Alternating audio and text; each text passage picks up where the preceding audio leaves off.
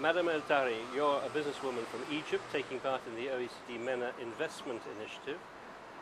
Can you tell us how you think the OECD countries and the MENA countries can best work together to improve the business climate in the Arab world?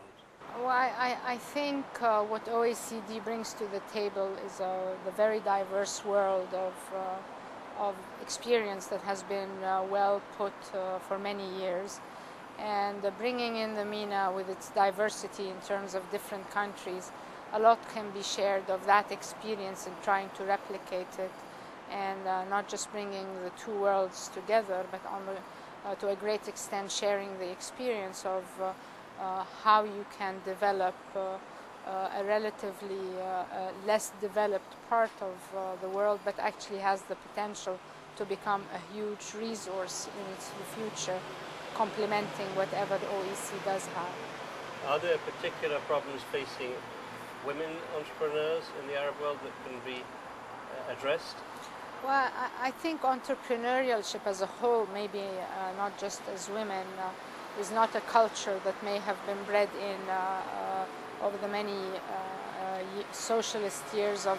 It will differ from one country to the other, so it's very difficult to answer in specific to the whole region. You have countries that are more progressive in terms of how the women's role is, and of course I always speak about Egypt in specific because this is really where my know-how is, and Egypt to a great extent has been very liberal for decades now, so the woman is very much equal in terms of salary, in terms of advantages. However, on the entrepreneurial world, I don't think you are seeing as many women come in. Maybe the informal sector you have it as a much more evident part of it being there, but in the formal sector it's a growing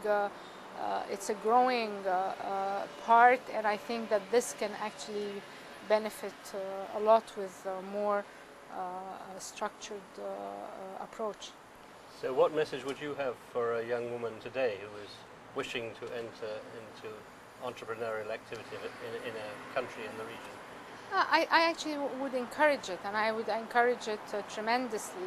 There's acceptance. There are a lot of organizations that are wishing to play a strengthening role to what women do, and I think it comes from a lot of studies that have been done by the World Bank in terms of analyzing the more that women are actually participating into the generation of the funding, it usually comes back as positive to the children and to their education and health.